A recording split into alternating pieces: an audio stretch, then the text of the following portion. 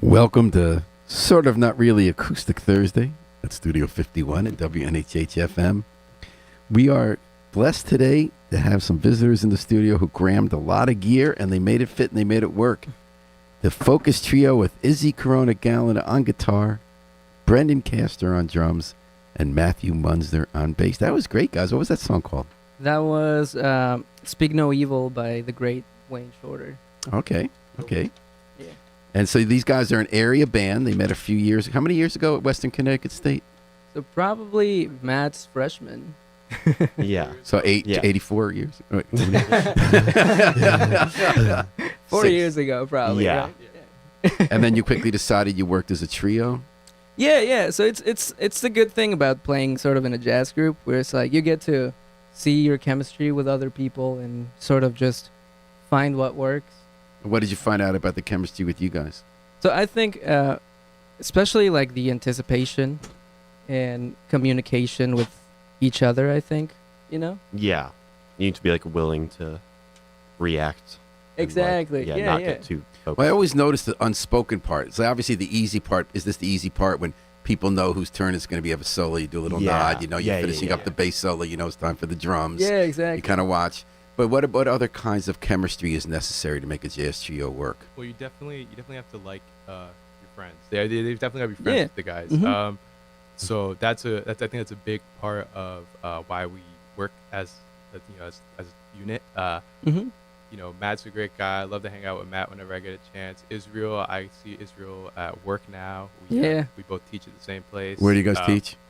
We teach at School of Rock in New Canaan together. Oh, that's New Canaan. So they won New Canaan and one in Madison. Yeah. And are you guys like Jack Black? Are you like kind of subversive a little bit? Yeah, I actually played in not like the big production, but I've played the musical they did around that movie. I love that movie. That's like one of my favorite movies. Yeah. Really cool. Oh, yeah. Very classic. I love the power dynamics. Classic. And the lyrics about the legend of the Red being hardcore. Yeah. So genius. What about musically connected? What, like, jazz is a many-faceted music. Like, do you guys have the same kinds of jazz you like, or the same styles that can kind of people influence you? So there's that's definitely a thing where it's like you find people that sort of listen to the same influences as you do, but at the same time, stuff that you grew up with and sort of like I grew up playing rock all the time, so even though we're playing jazz together, I try to always throw in some probably like a riff or a lick that I would do in a rock setting, and that's sort of what gives it its own individual sort of group sound, as opposed to just the jazz thing. Well, you do the jazz thing pretty heavy with the chords, you know, the kind of complicated chords that go fast, Yeah. Yeah. And then throwing in the licks in between. What part is rock? I didn't notice that. So I like, for instance, I like Eric Johnson. He does a lot of like. Oh, I see. So the fast run. Yeah, down yeah. the neck. So a lot of those faster runs are very. But I rock do influenced. associate that with Kenny Burrell and the kind of certain kind of jazz guitar play that's also. I guess that's why Hendrix was playing with Miles Davis. Yeah, exactly. So I find it's always so interesting to see how not only those influences hit you, but also influenced each other around the time, right? Because Brendan was talking about chemistry when you kind of like each other. Mm-hmm. You're talking about, was there also a rock vibe that you three all shared? Is that kind of common for people your age who play jazz? For me, I grew up listening to a lot of almost like fusion jazz and alternative rock, instrumental alternative rock. So some of it is like math rock, which is a form of prog rock. That's something that I grew up listening to a lot of. So I had that same kind of influence. For me, it was that kind of rock was attractive to me because the drummers are like competing in the Olympics on all the recordings. It's like insane. So I find myself having that same influence in my playing outside of jazz. I don't separate the way that I play. When I play a bunch of different things, I don't separate my influences. I don't separate my licks. I know how to play different styles, but all of my influences are present when I'm playing. So I think that's something that Israel also has, and that's part of why we sound good when we play. Matthew, what kind of influences did you have on the bass? I mean, I definitely grew up more listening to rock too. Like that was kind of what my parents would listen to a lot. But playing. Don't tell me you have baby boomer parents and we make you listen to the same 10 years of music that we think define the whole world. No, but I grew to love that stuff. And then as I got more into jazz, like, I don't know, there's a lot of like similarities between those things. Are there different approaches to jazz bass? Like, tell me if I'm wrong about this. When I hear you play solos, I'm hearing a lot of high up in the neck and very lyrical, kind of like tuneful playing. Is that true, or is that common? Yeah. As opposed to going more of a percussive. Yeah. I'd say, I guess if I'm soloing and I'm staying in the lower register, it's not as like obvious of a change in sound. Whereas like if I'm soloing, especially since the bass is pretty quiet, if I want to cut through everyone, it's a little easier if I go. And I also noticed that you guys don't play loud. Is that also a conscious thing? I noticed I saw you guys play at Canny, you did a great gig, and here too, and you didn't blow people away. You kind of like, is that like a thought, an intentional? Yeah, so I think there's always sort of that thought of like playing the room and seeing how much space physically and both with the people we're surrounded by we have. We don't want to like that time at the Cannon, right? We didn't have that much space and the room was very sort of reflective and everybody was into it, but we also didn't want people to think this is too loud, I'm not enjoying it anymore. Yeah. And then you also did kind of seg, I thought, that night into some more R&B inflected music. Am I wrong about that? Yeah. Tell me about that. So we Because a lot of jazz bands do, especially since my day, try to incorporate an R&B into the sound. Yeah, it's funny because like a lot of the standards from like what they call the Great American Songbook aren't really known nowadays, so they don't like have the impact they used to have. And having like backbeat music or sort of more groove oriented stuff that people relate to nowadays is very engaging. So how much of that do you incorporate? So I think definitely we've done some more straight ahead stuff lately. Yeah. Like just straight up swing. Yeah. But we like to play standards that The groove. yeah Like have a change in groove or there's What would be a lot examples the of time, that? I'm sorry. What's one we played? Oh man. I mean, we haven't played it in a while, but Adam's Apple is a great like. Yes, that's one. We also we did some of the Michael Brecker ones. What was it? No, Pat Metheny.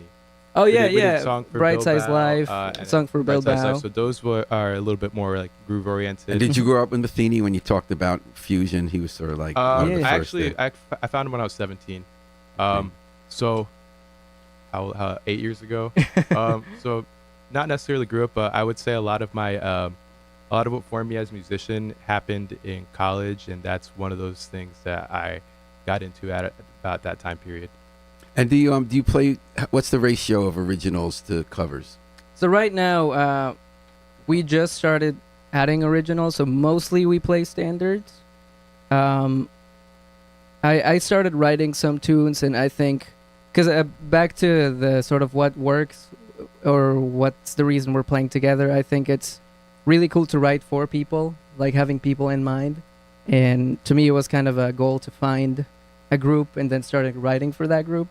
So we just started sort of. I will admit that my favorite piece that night in your first set was one that you had written. Oh yeah, I Real appreciate groove. that. Yeah. Okay, so we're listening to Focus. Do you go by Israel or Izzy? Either or. Okay, Corona-Galan on guitar, Brendan Castor on drums, and Matthew Munsner on bass. What song do you have for us next? We doing Sharon. Yeah, That's yeah. the We're same doing the one. You like that time? Yeah, Is it an original? What's it called? yeah. Sharon. Sharon. Okay. On WNHH FM.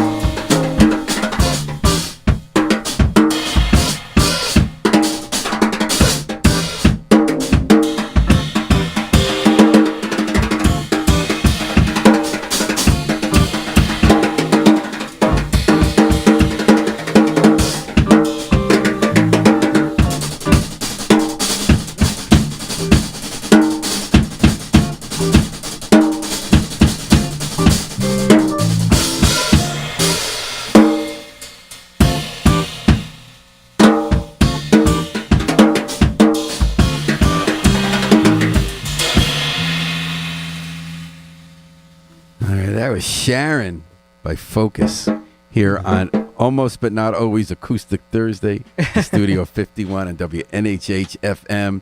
That's Israel Corona-Galan on guitar, Brennan Castor on drums, and Matthew Munzer on bass. Izzy, you said you wrote that piece. Mm-hmm. Why is it called Sharon? Oh, that's a kind of a silly story. So I'm very into gear, like buying guitars and playing all kinds of stuff. So I wrote that in one of my guitars that I have that's made in Korea, and while I was researching it, I came across the fact that the national plant is the Rose of the Sharon, and I thought that was just a really pretty image. Of South Korea. Yeah, South Korea. And I just thought that was a really pretty image. So And did you write it on that guitar? I did, yeah. What kind of guitar was it? So it's like a 335, like almost Chuck Berry type looking guitar, and I guess that's sort of what's more rockish, sort of less, swingy. Then it's more groove oriented, and it's one of the stuff we were talking about. And so you told me that this guitar you rebuilt because it looked like kind of a classic Fender. Oh, this one, yeah. It's so yeah, that's something I love to do. I bought all the parts and just putting things together and like what was it originally? Was it a broken Fender or something? No, it was just there's this company called Warmouth, and they sell just the parts. So you built that guitar? Yeah. So I purchased everything and just it's gone through a lot of different iterations, but So it was just the body that was the Fender, and then you got a different neck on it? both of them are from Different Warmouth. Fender guitars. Yeah. So And how did you get able to build guitars?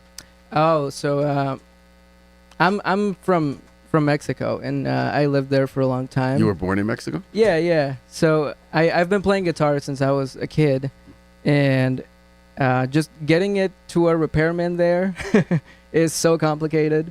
There's not a lot of like technicians there, so I started sort of searching how to do it myself. And the more I found out How old about were you? it, I was probably like 8. At 8 years old, you started playing guitar. You're already playing. I was already playing. Like I what age started then? around like 5. And playing rock? Yeah. Wow. So, And then you researched how to build it because it was such a pain to get to the repair. Yeah. So it'd be like probably an hour and a half journey just to go to the repairman, and then he'd keep it for like a week, and it was my only one. So how did you learn? YouTube or? Yeah.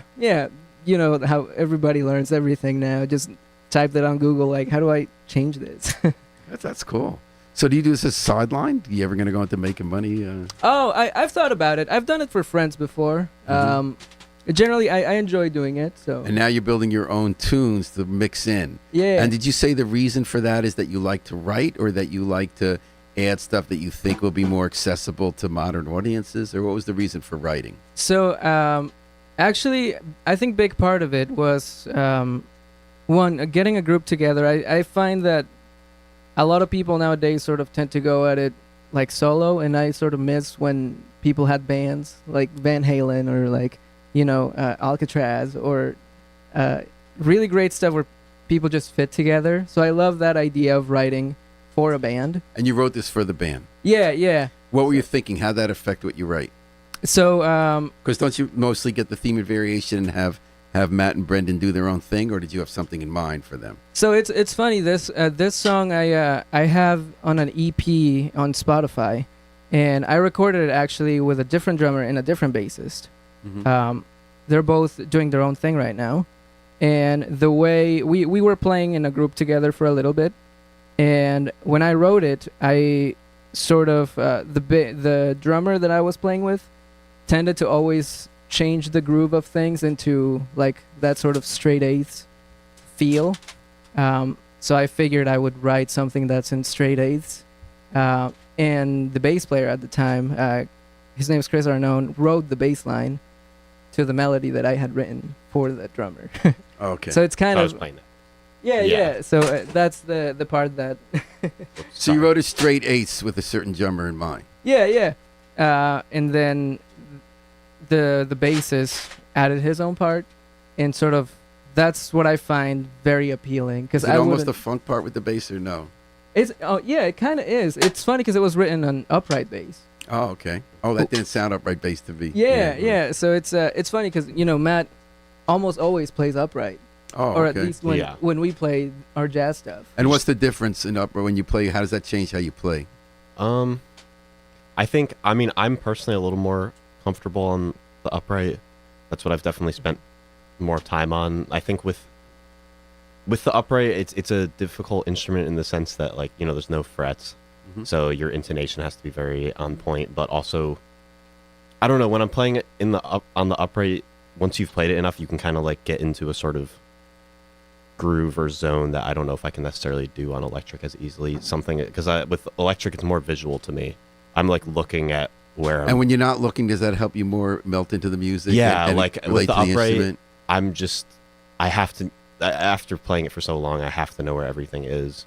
But I'm not really looking at the bass anymore because I'm used to it. That makes me think So- about the way people write and read music too. Like, Paul McCartney never read music. Mhm. Does it affect how you write and play when you're freed from frets, freed from looking, Yeah. think about the notes, mean, Yeah. I love to memorize things over having to read it because, especially in a group like this, you can communicate way more easily. Yeah. It's hard when even if it's a difficult song, so I'll try to memorize it because it's hard when you have to keep constantly checking the page for things, and then you're For kind some of, groups you watch now, they have their iPhones out, their iPads, and they Yeah. kind of have the words that seems kind of weird.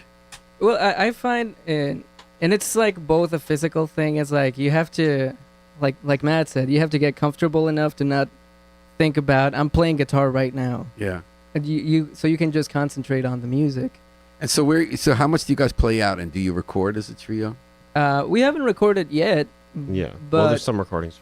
yeah, I did some recordings for school. If you would like to check it out, it's called Focus. But the artist is just me. Mm-hmm. Well, where's the trio going? Like, how often do you guys play out? Oh, whenever we can, probably. I mean, Matt's still in school, and Yeah. Brendan and I sort of have tied like teaching schedules. But we're trying to get more gigs, especially maybe around the Fairfield County area. Where Where have you played New Haven besides Cannon? I think Cannon's the only place I've played there. And you come back there? Hopefully, yeah. I would love to. How? I played in New Haven. I played at Cannon, Stella Blues, and Cafe 9, I think. Stella think Blues Day at Jazz? It was the fusion group that time. Okay. Yeah. All right. So do you think you're ready to play? You still need to go to more tape on your drum there. Yeah, I don't know. The snare wires kind of gave out. All right. Well, we gave you a little packing tape to try to. Realized I think you guys doing great the way you came in here and got your instruments set up in our tight spot. You're listening to Often Acoustic Thursday on Studio 51 at WNHH FM. We got Focus with Israel Corona-Galan, Brendan Castro, and Matthew Munzer. You got another song for us? Yeah. What's so this one going to be? This is another original. It's called Flower of May. Flower of May. Yeah. So you're into botany. I like flowers. Roses, Sharon, and Flower of May. Yeah. All right. Here on WNHH. Hit it. Is that good? Yeah. A one, two, three.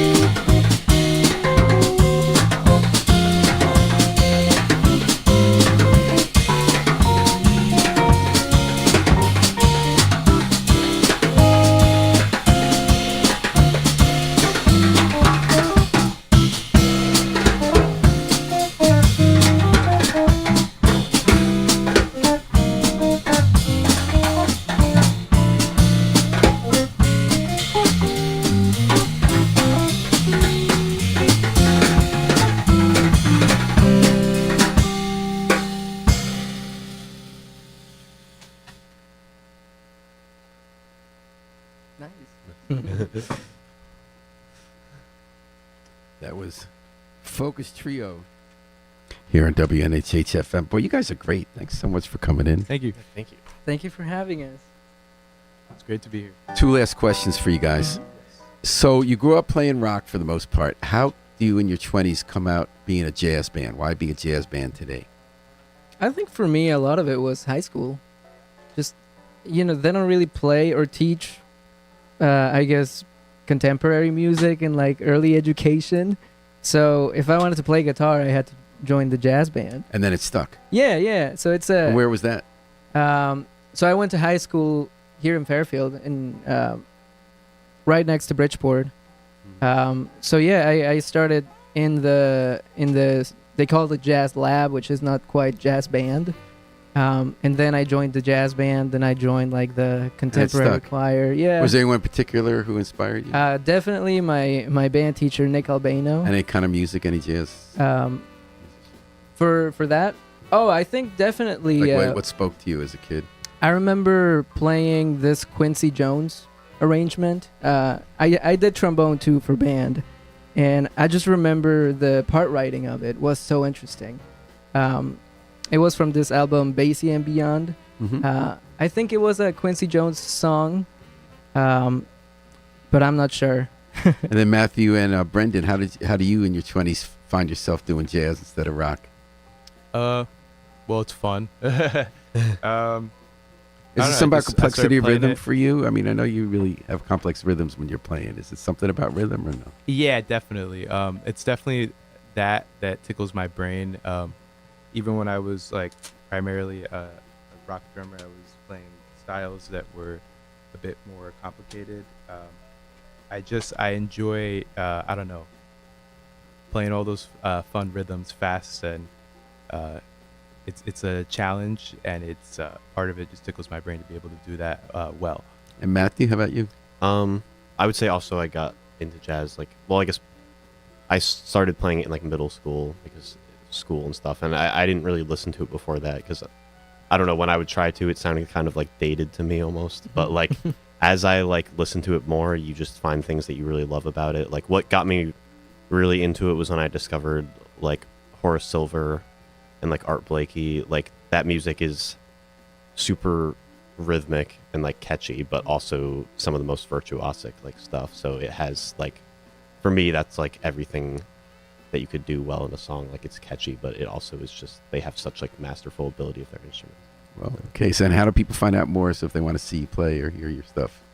Definitely. I mean, we have our individual social media. I don't think we have a band page. We have Instagram for each of you. Yeah. So you can So follow follow you guys me. on Instagram. Mm-hmm. And do you put info when you're going to play? Yeah. Oh, yeah. Well, I always do a I make post. posters. All right. So we'll keep an eye out for those posters. Yeah. I recommend Focus, Israel Corona-Galan, Brendan Castro, Matthew Nunsner. Thank you so much for joining us on WNHH. Thanks to Harry Drost behind the controls. We're going to take it out with the Afro-Semitic Experience performing I Wish I Knew How It Feel to Be Free from the group CD, A Plea for Peace. Here's Paul Bass inviting you to fly free with us all day and all night and all weekend long. WNHH, New Haven's home for community radio.